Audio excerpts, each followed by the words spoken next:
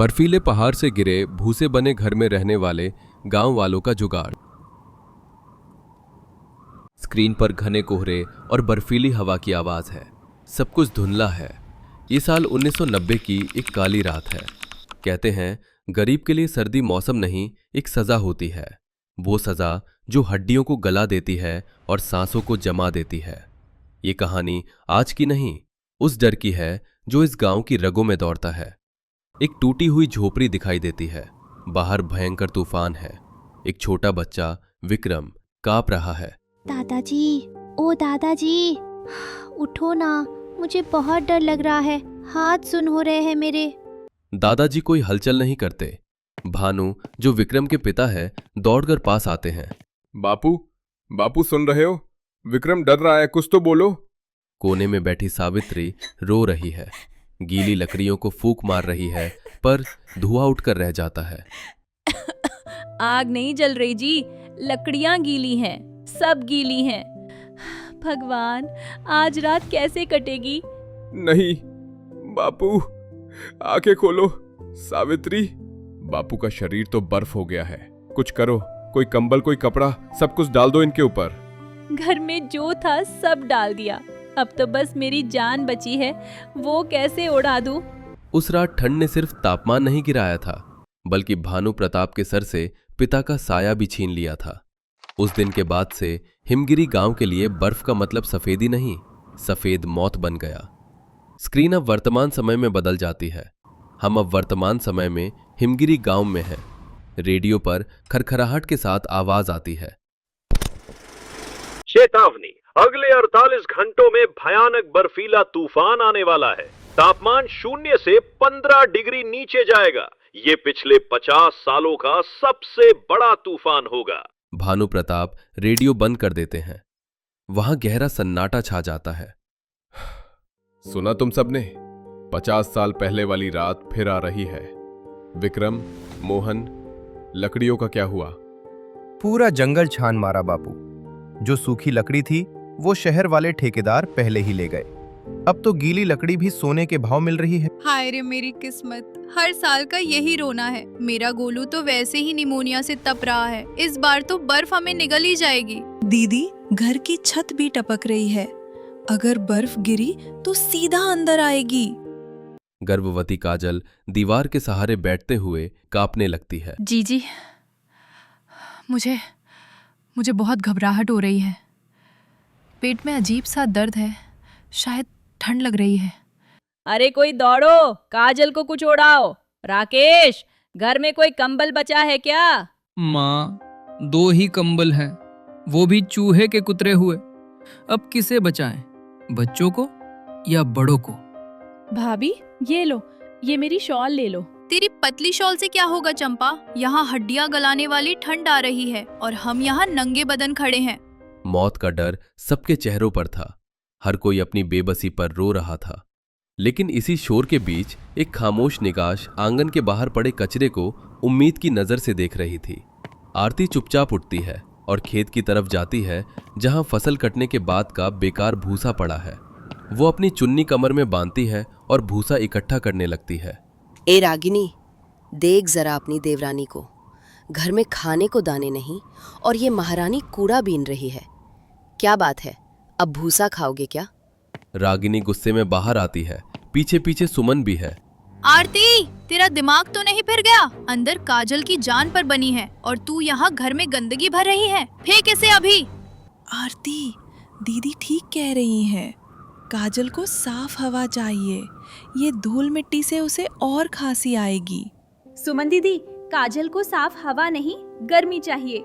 अगर उसे अभी गर्मी नहीं मिली तो हम उसे और उसके बच्चे को खो देंगे। तू हमें सिखाएगी? तू है क्या कल की आई हुई छोकरी? विक्रम, अपनी बीवी को ले जा, वरना मैं इसे धक्के देकर निकाल दूंगी। दीदी रुक जाओ, आरती सही कह रही है। क्या तू भी पागल हो गई काजल?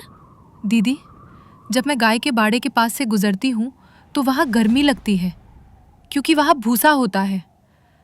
मुझे बस गर्मी चाहिए दीदी, चाहे वो कूड़े से मिले या आग से। मैं अब और बर्दाश्त नहीं कर सकती। मैं आरती भाभी के साथ हूँ, वैसे भी मरने वाले हैं तो कोशिश करके मरने में क्या बुराई है। विक्रम जी, लोग हंसेंगे, हंसने दीजिए, लेकिन अगर आज रात हमने कुछ नहीं किया तो कल रोने के लिए भी कोई नहीं बचेगा। बस मेरा साथ दीजिए। मरता क्या ना करता। आरती की आंखों में वो भरोसा था जिसने उस टूटते हुए परिवार को एक आखिरी उम्मीद दी। और फिर शुरू हुआ भूसे का महल बनाने का मिशन।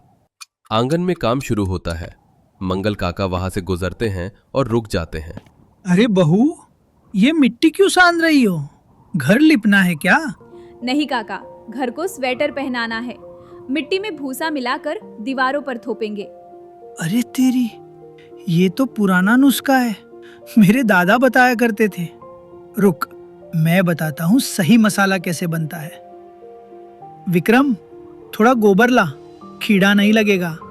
काम शुरू होता है। रागिनी अभी भी मुंह बनाए बैठी है। सुमन दीदी, आप और चंपा पुरानी साड़ियों की थैलियां बनाओ। रागिनी दीदी, आपकी सिलाई मशीन की बहुत जरूरत है। वो रजाई के टाके खुलने नहीं चाहिए। पता नहीं क्या क्या करवा रही है। कल को कहेगी गोबर के गहने पहन लो। ला इधर दे कपड़ा, तुझसे सीधी सिलाई नहीं होगी। रागिनी मशीन पर बैठ जाती है। उसका गुस्सा अब काम की रफ्तार में बदल गया है। आरती, ये सच में छूने में गर्म लग रहा है। देखो ना, मेरी हथेलियां गर्म हो गई हैं। हाँ यार, मुझे तो पसीना आ रहा है इसे भरते भरते। रागिनी दीदी, थोड़ा तेज हाथ चलाओ, बंडल तैयार है। चुप कर, अपना काम कर। मशीन हूँ मैं क्या? हाँ हाँ, ला जल्दी ला। सावित्री कोने में बैठी ये सब देख रही है। सावित्री, देख रही हो, जो बहुएं कल तक एक दूसरे की शक्ल नहीं देखती थी, आज एक साथ बैठी हैं। विपदा इंसान को तोड़ती है पर परिवार को जोड़ देती है। बस मेरी बहुओं की मेहनत सफल हो जाए। शाम ढलने तक घर का नक्शा बदल चुका था। वो कच्चा पक्का मकान अब एक अजीब से किले में बदल गया था, जिसकी दीवारें मिट्टी और भूसे से ढकी थीं और खिड़कियों पर जूट के मोटे पर्दे लटके थे। रात का समय होता है। भयंकर तूफान साए साए कर रहा है। बाहर का शोर डरावना है। तूफान आ गया बापू। बाहर तो हाथ को हाथ नहीं सूझ रहा। अंदर सन्नाटा है। सब एक कमरे में जमा है। सुनते हो जी, मेरी घुटने आज दुख नहीं रहे। बाहर प्रलय आई है पर ये कमरा, ये तो चूल्हे की तरह गर्म है। काजल, अब कैसा लग रहा है? काजल एक मोटी भूसे की रजाई में लिपटी है। आरती, ऐसा लग रहा है जैसे माँ की गोद में हूँ। मेरा बच्चा भी अब शांत है, उसे भी अच्छा लग रहा है। रागिनी, जो अब तक गोलू के पास बैठी थी, उठती है। गोलू की खांसी रुक गई। छोटी। जी दीदी, कोई गलती हो गई क्या? हाँ, गलती हो गई तुझे पहचानने में। तू सही कहती थी, ये कचरा नहीं सोना है। तूने मेरे बच्चे को बचा लिया। सच में दीदी, अगर हम शहर के हीटर के भरोसे रहते तो आज पता नहीं क्या होता। गांव वाले इसे पागल कह रहे थे, पर आज यही पागलपन हमारी ढाल बन गया। उस रात बाहर मौत का तांडव चल रहा था, लेकिन भूसे के उस महल के अंदर जिंदगी मुस्कुरा रही थी। एक नई सुबह उनका इंतजार कर रही थी। अगली सुबह तूफान थम चुका है, पर बर्फ बिछी है। दरवाजा खटखटाया जाता है। भानु, विक्रम, कोई है अंदर? सब ठीक तो हो? दरवाजा खुलता है। गर्म हवा का एक झोंका बाहर आता है। मंगल काका और विक्रम बाहर निकलते हैं, बिना किसी शॉल के। अरे मुखिया जी, जिंदा ही नहीं मजे में हैं। आओ, जरा अंदर आकर भूसे का महल देखो। गांव वाले और विमला चाची सब अंदर झांकते हैं। हाय दैया, ये तो भट्टी जैसा गरम है। अरे सुमन, तू तो बड़ी डरपोक थी, तूने ये सब किया? चाची, जब जान पर आती है तो डर भाग जाता है, और जब आरती जैसी देवरानी साथ हो तो हिम्मत आ ही जाती है। अरे भाई, हमें भी सिखाओ। हाँ, मेरे बूढ़े बाप ठंड से अकड़ रहे हैं। ताका, ये कोई जादू नहीं है, ये इंसुलेशन है। भूसा हवा को पकड़ लेता है और गर्मी बाहर नहीं जाने देता। आप सबके खेतों में जो पैरा पड़ा है, जिसे आप जलाने वाले थे, उसे घर ले आइए। सुना तुम सबने? जाओ, इससे पहले कि रात हो, हर घर भूसे का महल बन जाना चाहिए। और फिर जो हुआ वो उस गांव के इतिहास में दर्ज हो गया। अब लड़ाई ठंड से नहीं थी, अब होड़ मची थी कि कौन कितना बेहतर जुगाड़ कर सकता है। गांव में अफरा तफरी नहीं, काम का जोश है। ए विमला, ये क्या टाका लगाया है? हवा यहाँ से घुसकर कुल्फी जमा देगी तेरी। देख, ऐसे सिलते हैं, कस के। हाँ हाँ रागिनी, सिखा दे बहन, आज तू ही गुरु है हमारी। अरे काकी, ये लो भूसे के मोजे, इसे पहन लो, पैर में बिवाई नहीं फटेगी। चाय, गरम चाय, काम करने वालों के लिए स्पेशल चाय। ताका, अगर मटके को उल्टा करके उसमें कोयला और भूसा जलाए तो वो मिट्टी का हीटर बन जाएगा बहू। धुआं कम, गर्मी ज्यादा। वाह, क्या दिमाग पाया है। रात हो गई है। पूरा गांव बर्फ में ढका है, लेकिन हर घर से हल्की रोशनी और हंसी की आवाज आ रही है। उस रात हिमगिरी में बर्फ तो गिरी, पर किसी के हौसले नहीं जमे। तिनका तिनका जब बिखरता है तो कचरा होता है, लेकिन जब जुड़ता है तो महल बन जाता है। अगली सुबह धूप खिली है। पूरा परिवार आंगन में बैठा है। आज मेरे बापू की आत्मा को शांति मिली होगी। ये गांव अब कभी ठंड से नहीं हारेगा। मुंह मीठा करो भानु, सरकार से मदद तो नहीं आई, पर तुम्हारी बहुओं ने हमें आत्मनिर्भर बना दिया। आज शाम को चौपाल पर आरती बेटी का सम्मान होगा। सम्मान मेरा नहीं मुखिया जी, इस भूसे का कीजिए जिसे हम पैरों तले रौंदते थे। और सुन लो सब, ये आरती मेरी देवरानी बाद में है, इस गांव की इंजीनियर पहले है।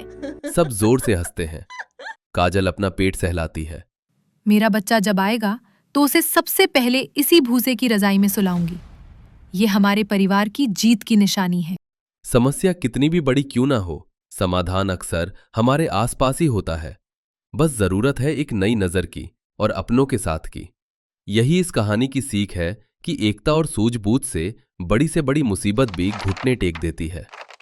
स्क्रीन पर चारों बहुओं, सास ससुर और बच्चों की एक हंसती हुई तस्वीर जम जाती है। पूस की रात। हवा इतनी ठंडी थी कि जैसे हड्डियों के भीतर घुसकर उन्हें चटका देना चाहती हो। गांव के बाहर खेतों में पाला पड़ रहा था। टमाटर और बैंगन के पौधे सुबह तक काले पड़ जाने वाले थे, लेकिन गोभी के फूल और मटर की फलियां इस ठिठुरन में और पुष्ट हो रहे थे। खेत लहलहा रहे थे, मगर उन खेतों के मालिक किसान अपनी टूटी झोपड़ियों में कांप रहे थे। गोपाल, रामू और शांति ठंडे पानी में सिंचाई कर रहे हैं। उनके हाथ पैर सुन्न हैं। लाला हरचरण का मुंशी पास में खड़ा है। रामू, हाथ सुन्न हो गए हैं, पानी तो जैसे बर्फ हो गया है। क्या करे गोपाल, लाला का हुक्म है। सूरज उगने से पहले सिंचाई पूरी होनी चाहिए, वरना दिहाड़ी काट लेगा। इस ठंड में तो सांस लेना भी मुश्किल है। हमारे ही खेत हैं और हम ही गुलामों की तरह खट रहे हैं। कमला, जो पास में अपने बीमार बच्चे को गोद में लिए बैठी है, ठंड से कांपते बच्चे को देखकर चुपके से एक मटर की फली तोड़कर जेब में रखने लगती है। ए कमला, वो मटर की फली जेब में क्यों रख रही है? चोरी करती है? नहीं मुंशी जी, वो तो बच्चा 2 दिन से बुखार में तप रहा है। सोचा बस 2 दाने उबाल कर पानी पिला दूंगी। चुप कर, लाला जी का माल है, तुम लोगों को उगाने के लिए रखा है, खाने के लिए नहीं। फेंक इसे वापस और चल काम पर लग। कमला आंसू पीकर रह जाती है। शाम को दिहाड़ी के नाम पर उन्हें मिलता था थोड़ा सा सड़ा हुआ अनाज और कुछ रुपए। सबसे बड़ा जुल्म ये था कि उनकी उगाई ताजी सब्जियां ट्रकों में भरकर शहर के बाजार जाती और उनके बच्चे एक एक गाजर और मूली के लिए तरसते रहते। गांव में किसी के पास ढंग की रजाई नहीं थी। लोग पुआल बिछाकर उसके ऊपर फटे पुराने बोरे ओढ़कर रात काटते। ठंड झोपड़ी के छप्पर और मिट्टी की दीवारों की दरारों से सीधी अंदर आ रही थी। रामू की झोपड़ी। उसका 6 साल का बेटा ठंड से कांप रहा है। बापू, रजाई, ठंड, बहुत ठंड लग रही है। सो जा बेटा, सो जा, मैं हूं ना, सुबह सब ठीक हो जाएगा। पास की झोपड़ी से शांति की आवाज आती है। कैसी करनी है हमारी? खेत हमारे, मेहनत हमारी और हम ही दाने दाने को मोहताज। इस साल ठंड भी जैसे जान लेकर मानेगी। धीरे बोल शांति, लाला के आदमी सुन लेंगे। सुनने दो, क्या कर लेंगे? जान ले लेंगे। वैसे भी तो तिल तिल कर मर ही रहे हैं। उस रात रामू का 6 साल का बेटा ठंड से अकड़ गया। सुबह जब रामू ने उसे झकझोरा तो उसका शरीर बर्फ की तरह ठंडा और बेजान हो चुका था। पूरे गांव में मातम छा गया। उस छोटी सी लाश को देखकर किसानों का सब्र टूट गया। बहुत हो गया, हम लाला के लिए सब्जियां उगाएं और हमारे बच्चे ठंड और भूख से मर जाएं, ये हम नहीं सहेंगे। पर करेंगे क्या गोपाल? गांव छोड़ दें तो जाए कहाँ? वो लाला हमें कहीं जीने नहीं देगा। कहीं भी जाएं, भीख मांग लेंगे, पर अब इस नर्क में नहीं रहेंगे। हम कल से लाला के खेत पर काम नहीं करेंगे। शांति ठीक कह रही है, अब गुलामी नहीं करेंगे। चलो अभी चलते हैं लाला के पास, आज ही फैसला होगा। 10-15 परिवार, लगभग 50-60 लोग लाला की आलीशान हवेली के सामने जा खड़े हुए। लाला, हम तुम्हारी जमीन पर काम नहीं करेंगे। काम नहीं करोगे तो खाओगे क्या? भीख मांगोगे? अरे मेरे बिना तुम सब 2 दिन में भूखे मर जाओगे। हम भीख मांग लेंगे पर तुम्हारी गुलामी नहीं करेंगे। अच्छा, इतनी हिम्मत? मेरी जमीन पर खड़े हो, मेरा अनाज खाते हो और मुझे ही आंख दिखाते हो। ठीक है, अगर मेरे खेत पर काम नहीं करना तो मेरी जमीन पर भी नहीं रहोगे। निकलो, दफा हो जाओ सब मेरे गांव से। लाला के लठैतों ने किसानों को धक्के मारकर उनका छोटा मोटा सामान झोपड़ियों से बाहर फेंक दिया। बेबस बेघर कड़ाके की ठंड में वे 50-60 लोग अपने रोते बिलखते बच्चों को लिए गांव से निकाल दिए गए। वे घंटों तक चलते रहे। सर्द हवा चाबुक की तरह बरस रही थी। बच्चे ठंड और भूख से बेहाल थे। उनके पास न खाना था, न ये पता था कि रात कहाँ गुजारेंगे। अब क्या होगा गोपाल? ये बच्चे इस ठंड में रात नहीं काट पाएंगे। वो देखो, वो टीला, वो रेतीला पहाड़ दिख रहा है। आज रात वहीं रुकते हैं, कम से कम हवा से कुछ तो आर मिलेगी। सब थके हारे टीले पर पहुंचते हैं। यहाँ तो और ठंड है। खुली रेत तो बर्फ से भी ठंडी होती है। यहाँ कैसे बचेंगे? रेत, हाँ, रेत ही हमें बचाएगी। रेत तो घर बना सकती है। पागल हो गए हो गोपाल? रेत का घर? नहीं शांति, देखो, अगर हम रेत में गड्ढा करें एक गुफा की तरह तो ऊपर की ठंडी हवा से बच जाएंगे। जमीन के नीचे रेत गर्मी को रोकती है। चलो खोदो, अपने बच्चों को बचाना है तो खोदो। ये एक जुआ था, पर उनके पास खोने को कुछ नहीं था। सबने मिलकर अपने हाथों से, लकड़ियों से और साथ लाए थाली कटोरों से रेत खोदनी शुरू कर दी। वे रात भर खोदते रहे। सुबह तक उन्होंने टीले के किनारे पर 5-6 बड़े बड़े गड्ढे, पिट हाउस बना लिए थे, जो छोटी गुफाओं जैसे दिखते थे। सब थके हारे उन रेत के घरों में घुसते हैं। अरे ये तो सच में गर्म है। बाहर की जानलेवा सर्द हवा के मुकाबले अंदर कितनी शांति है। कहा था ना, अब हमें कोई नहीं मार सकता। और ये देखो, मैं लाला की नजरों से बचाकर अपनी साड़ी के पल्लू में सब्जियों के कुछ बीज छिपा लाई थी। मैं भी कुछ लाई हूँ, पालक और गाजर के। ये बीज हमारी नई जिंदगी उगाएंगे। और इस ठंड का इलाज मेरे पास है। मैं कुम्हार का काम करता था। अब देखो हम इस ठंड को कैसे हराते हैं। रामू ने अपनी कारीगरी दिखाई। उसने एक बड़े मटके में छेद करके सूखी लकड़ियां सुलगाकर उसके ऊपर एक और मटका उल्टा रख दिया। कुछ ही देर में उस देसी मटका हीटर ने छोटे से रेत के घर को गर्म कर दिया। उन्होंने रेत को गूंथकर बिस्तर और बर्तन भी बना लिए। लाला हरचरण सोच रहा था कि किसान घिसटते हुए माफी मांगने वापस आएंगे, लेकिन कोई नहीं आया। उधर रेतीले पहाड़ पर जिंदगी पनप रही थी। रेत की जमीन, जिसे सब बंजर समझते थे, जड़ वाली सब्जियों के लिए वरदान साबित हुई। छोटी छोटी क्यारियां हरी भरी हो गई हैं। देखो कितना हरा है। और ये मूली देखो, हमारी मेहनत रंग लाई। रात में सब अलाव के आसपास बैठे हैं। आज हमारे बच्चे पेट भरकर खाएंगे। कितना कितना मीठा है ये साग। बरसों बाद ऐसा स्वाद चखा है। ये हमारी मेहनत का स्वाद है रामू। वो सब्जी जिसे हम उगाते थे पर खा नहीं सकते थे, आज वो हमारे पेट में है। आज हम आजाद हैं। उस रात वे सब पेट भरकर खाकर अपने गर्म रेत के घरों में सोए। जल्द ही उन्होंने बची हुई सब्जियों को दूसरे रास्ते से शहर की मंडी ले जाना शुरू किया। रेगिस्तानी सब्जियों के नाम से उनकी ताज़ी सब्जियां महंगे दामों पर बिकने लगीं। कुछ ही महीनों में उनकी किस्मत बदल गई। रेतीला पहाड़ अब एक छोटा सा खुशहाल गांव बन गया था। ये सफलता लाला हरचरण से छिपी न रह सकी। जब उसे पता चला कि वही किसान जिन्हें उसने मर जाने के लिए गांव से निकाला था, आज शहर में उससे ज्यादा मुनाफा कमा रहे हैं, तो वो आग बबूला हो उठा। एक सुबह वो अपने लठैतों के साथ रेतीले पहाड़ पर आ धमका। वाह बे गोपाल, बड़े छिपकर बसे हो यहाँ। ये जमीन भी मेरे पुरखों की है। तुम सबने यहाँ नाजायज कब्जा किया है। लठैत क्यारियां उजाड़ने लगते हैं। रुक जाओ लाला, अब हम नहीं डरेंगे। तू मुझे रोकेगा? हम सब रोकेंगे। बहुत सह लिया तेरा जुल्म, अब और नहीं, ये हमारी जमीन है। हिम्मत तो देखो इनकी, मारो इन सबको, उजाड़ दो सब कुछ। जैसे ही लठैत आगे बढ़े, दूसरी तरफ से जीप की बत्ती चमकती हुई दिखाई दी। जीप से पुलिस इंस्पेक्टर और 2 सिपाही उतरे। इंस्पेक्टर साहब आप? हाँ लाला हरचरण, तुम्हें ही ढूंढ रहे थे। शांति गोपाल को देखकर मुस्कुराती है। जैसे ही लाला के आने की खबर मिली थी, मैंने चुपके से रामू को शहर भेज दिया था। पुलिस थाने जाकर लाला के बरसों के जुल्म, जमीन हड़पने के फर्जी कागजात और आज की धमकी, सबके खिलाफ एक पक्का पुलिस केस कर दिया था। इन सभी किसानों ने तुम्हारे खिलाफ धोखाधड़ी, जमीन हड़पने और जान से मारने की धमकी देने का मुकदमा दर्ज कराया है। झूठ है साहब, ये सब झूठे हैं। ये मेरी जमीन पर। इसका फैसला अदालत करेगी, ले चलो इसे। मुकदमा चला। 10-15 परिवारों की एकता और सच्चाई के आगे लाला के सारे वकील फेल हो गए। अदालत ने लाला हरचरण को 10 साल की सजा सुनाई और हुक्म दिया कि किसानों की सारी जमीनें उन्हें तुरंत वापस की जाएं, साथ ही बरसों की मेहनत का हर्जाना भी दिया जाए। कुछ हफ्तों बाद वे सभी परिवार रेतीले पहाड़ से वापस अपने गांव सुखपुर लौटे, लेकिन इस बार वे टूटी झोपड़ियों में नहीं बल्कि पक्के घरों में गए, जो उन्होंने हर्जाने के पैसों से बनवाए थे। इस सर्दी गांव का नज़ारा कुछ और था। बच्चे गर्म स्वेटर पहने खेतों में दौड़ रहे हैं।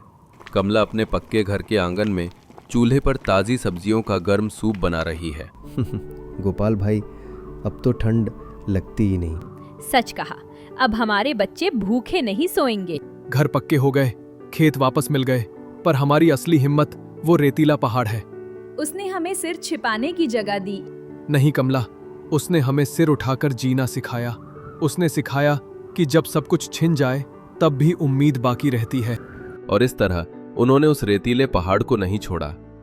वो अब उनके लिए सिर्फ एक टीला नहीं, बल्कि उनकी हिम्मत, उनकी एकता और उनकी नई जिंदगी का प्रतीक बन गया था।